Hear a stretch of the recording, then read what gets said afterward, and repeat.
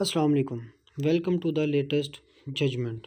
इस चैनल के थ्रू मैं आपसे एपेक्स कोड की लेटेस्ट जजमेंट शेयर करूंगा, जिसमें एपेक्स कोड ने किसी ख़ास जो कि प्रोपोजिशन है उसको डिस्कस किया हो, किसी ख़ास टॉपिक के रिलेटेड जो एपेक्स कोड की साइटेशंस हैं, इस वीडियो के ज़रिए मैं आप तक वो पहुंचाऊंगा। आज का जो हमारा टॉपिक है वो है फैमिली कोड एक्ट 1964 की जो प्रोपोजिशन है कि जो मेंटेनेंस है आइदर कंपाउंड बेसिस पे कैलकुलेट होती है या बेस वैल्यू पे कैलकुलेट होती है। Maintenance can be calculated either on basic value और कंपाउंड अमाउंट। ये बेसिकली हमारी फैमिली कोर्ट में जो एग्जीक्यूशन के वक्त जो बेसिक क्वेश्चन अराइज होता है कि आया जजमेंट जो मेंटेनेंस है एनुअल सालाना इंक्रीज़ है वो बेसिक अमाउंट पे लगेगी या कंपाउंड वैल्यू पे। इसमें दो डिफरेंट राय पाई जाती हैं कि कुछ लोग कहते हैं कि जो कि बेस वैल्यू पे कैलकुलेट होती है, कुछ लोग कहते हैं कि नहीं जी कंपाउंड बेस पे वैल्यू। इस जजमेंट में मैं आपसे डिस्कस करूँगा थ्रू एपेक्स कोड की साइटेशन के कि आया वो बेसिक वैल्यू पे कैलकुलेट होगी या कंपाउंड वैल्यू पे। इसमें देखेंगे कि it is a frequent asked question of every party which they are facing family maintenance suit. Mostly जो नाना नुस्खा का दावा होता है इसमें यही मेन चीज़ आती कैल जो समझ में आती है, जो देखी जाती है कि मेंटेनेंस जो है वो कंपाउंड वैल्यू पे कैलकुलेट होती है या बेस वैल्यू पे कैलकुलेट होगी। Relevancy of section 17A of the West Pakistan family code act 1964। इसमें जो रेलिवेंट प्रोविजन है जो West Pakistan family code act 1964 की है वो सेक्शन 17A(3) है, जिसमें ये वाज़ेह प्रोपोजिशन जो है मेंशन्ड है। उसमें भी क्लियर कट ऐसे है कि उसमें क्लियरली नहीं है कि कंपाउंड वैल्यू पे होगी या बेस वैल्यू पे होगी, बट उसमें कुछ ना कुछ एम्बिगुइटी क्रिएट इसको भी डिस्कस करेंगे इस वीडियो में। और केस लॉज मैं इसमें आपको 3 केस लॉज बताऊंगा जिसमें स्पेसिफिक ये हमारी प्रोपोजिशन है। आज के बाद इसकी ज़रूरत नहीं पड़ेगी किसी से पूछने की कि आया बेस वैल्यू पे कैलकुलेट मेंटेनेंस करेंगे या कंपाउंड वैल्यू पे कैलकुलेट करेंगे। चलते हैं अपनी वीडियो में। Relevancy of section 17A of the West Pakistan family code act 1964। अब देखते हैं कि जो 17A(3) है उसकी जो प्रोविजन है वो क्या है, उसकी रेलिवेंसी इस प्रोपोजिशन के साथ क्या है। According to section 17A(3) of the West Pakistan family code act 1964, if the family code does not prescribe the annual increase in the maintenance fixed by the code shall automatically stand increase at the rate of 10% each year. अब जब इस proposition को इस provision को हम पढ़ते हैं तो इसमें क्लियरली दिखाई देती है चीज़ के maintenance fixed by the court shell automatically increased. अब देखिए इसमें कोई क्लियर कट चीज़ नहीं है, एम्बिगुइटी क्रिएट हो जाती है कि आया ये बेस वैल्यू पे कैलकुलेट होगी और बेस वैल्यू पे कैलकुलेट करेंगे या कंपाउंड वैल्यू पे। अब इसकी जो वर्डिंग की जो समझ जो आती है एक्सप्लेनेशन वो यही समझ आती है कि फिक्स्ड बाय द कोर्ट। अब जो कोर्ट फिक्स करती है वो at the time of judgement करती है। अब ये अगर इसको देखा जाए कि ये फिक्स्ड जो कोर्ट करती है वो at the time of judgement decree पे करती है कि उस वही वैल्यू जो है ऑटोमेटिकली इंक्रीज होती है। इसमें दो डिफरेंट वर्जन आ जाते हैं एपिक्स कोर्ट की जो साइटेशन है। मैं दोनों जजमेंट आपके साथ शेयर करूँगा कि किस जजमेंट में ऑनरेबल हाई कोर्ट ने क्या कहा और दूसरी जजमेंट में ऑनरेबल हाई कोर्ट ने क्या कहा था। अब ये तो बेसिकली रेलिवेंसी है सेक्शन 17A(3) की। अब देखते हैं next.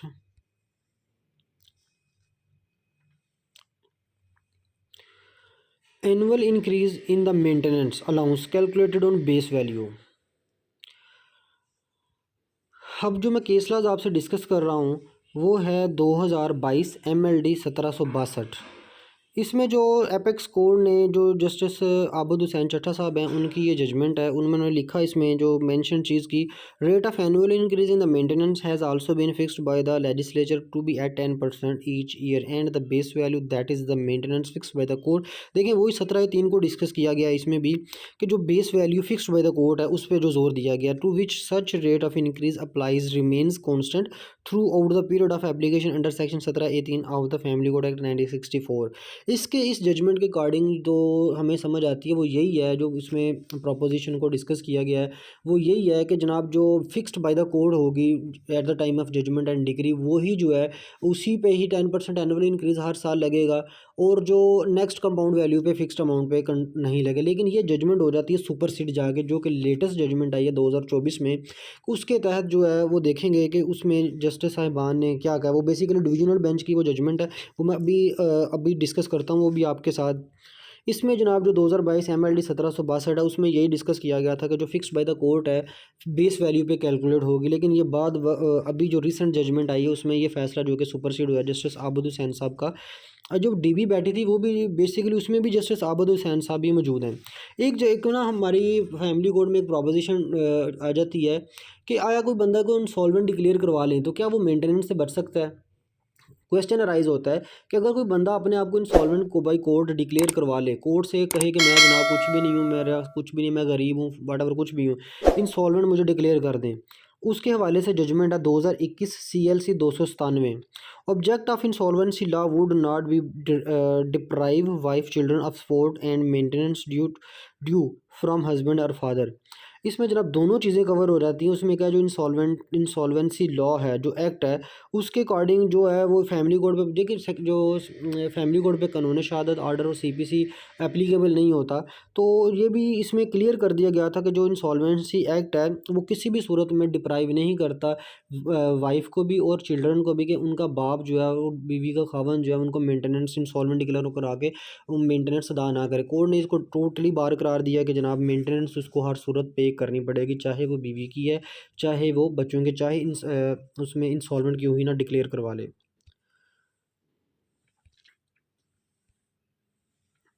Annual increase in maintenance allowance calculated on compound value. अब जनाब जो लेटेस्ट जजमेंट आई थी फैमिली कोर्ट की 2024 LHC 4177। Facts of the case कुछ यूँ थे। During execution proceedings the respondent filed object petition before the executing court seeking calculation of paid amount and maintenance allowance with reference of 10% annual increase awarded to minors in the final decree under execution by alleging that the petitioners are calculated the annual increase on compound basis which is unlawful। इसमें जो petitioner था जो खावन था उसका claim था execution proceeding में जनाब के जो बीवी है जो बच्चे हैं उनकी जो एग्जीक्यूटिंग कोर्ट है वो कैलकुलेटेड कंपाउंड वैल्यू पे कैलकुलेट कर रहा है, जबकि वो बेस वैल्यू पे कैलकुलेट होनी थी। जिसमें उसने रेफरेंस दिया 2022 MLD 1762 का भी रेफरेंस दिया और एक दो केस लॉज और रेफ़र किए कि जनाब उनके अकॉर्डिंगली जो रेंट लॉज का इसमें जिक्र था कि रेंट लॉज में भी देखें तो वो 10 एनुअली इंक्रीज जो होता है वो बेस वैल्यू पे ही होता है।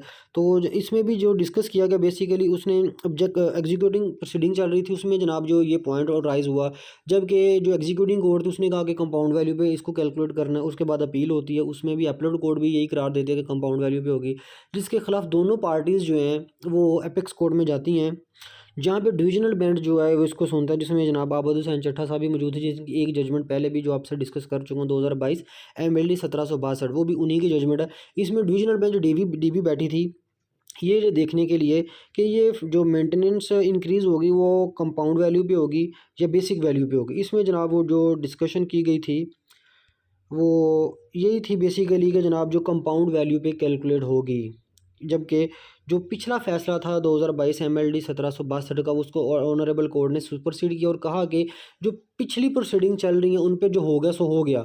अब जो नेक्स्ट प्रोसीडिंग होगी एग्जीक्यूशंस में तो वो बेसिकली इस जजमेंट के अकॉर्डिंग होगी 2024 CLC 4177 के तहत। According to judgement of superior court cited 2024 LHC 4177 stated that annual increase in the maintenance allowance should be calculated on compound value या कंपाउंड बेसिस पे। अब जो डिस्कस कर दिया गया जो एक रूल्स नया सेट कर दिया गया जिसमें करार दिया गया कि जो जनाब एनुअल इंक्रीज है मेंटेनेंस में वो बेसिकली बेसिक वैल्यू पे नहीं होगा, कंपाउंड वैल्यू पे होगा। बिकॉज कंपाउंड वैल्यू पे इसलिए कि जनाब जो इन करेंसी डिवैल्यूएशन हो जाती है, महंगाई जैसे पाकिस्तान में बहुत ज़्यादा चल रही है, महंगाई को कवर करने के लिए और भी बहुत ज़्यादा एस्पेक्ट्स हैं। जैसे बच्चे स्कूल जाते हैं उनके वो अखराजात, ट्रांसपोर्टेशन, कपड़े वगैरह, क्लोथ्स वट कुछ भी, उसके अकॉर्डिंगली जो जनाब उसमें डिस्कस किया गया, पूरा डिस्कस किया गया कि जनाब जो डिस्कशन होगी वो कंपाउंड वैल्यू पे होगी, मेंटेनेंस इंक्रीज जो है वो कंपाउंड बेसिस पे होगी ना कि बेसिक वैल्यू पे। And the judgement cited 2022 MLD 1762 in superseded by latest judgement of high court divisional bench. जो हाई कोर्ट का डिविजनल बेंच था जिसमें जो पहली जजमेंट के मौजूद थे आबद हुसैन चट्टा साहब, जस्टिस आबद हुसैन चट्टा साहब, उसको सुपरसीड कर दिया इस न्यू जजमेंट में कि जनाब कंपाउंड वैल्यू पे इसकी जो कैलकुलेशन होगी वो कंपाउंड वैल्यू पे होगी। अब जो बेसिकल एम्बिगुइटी जो थी पहले इस 17(a)(3) में, वो तो बिल्कुल क्लियर हो गई कि जो एक आया कंपाउंड वैल्यू पे होगा और बेसिक वैल्यू पे होगा। वो तो टोटली डिस्कस होगा, कंपाउंड वैल्यू पे होगा, बेसिक वैल्यू पे नहीं होगा। Thanks for watching. इसी तरह की मज़ीद प्रोपोजिशन बेस्ड जजमेंट्स जो कि एक जहाँ पे एम्बिगुइटी आ जाती है लॉ में, वो समझने के लिए, वो सीखने के लिए वो मेरे चैनल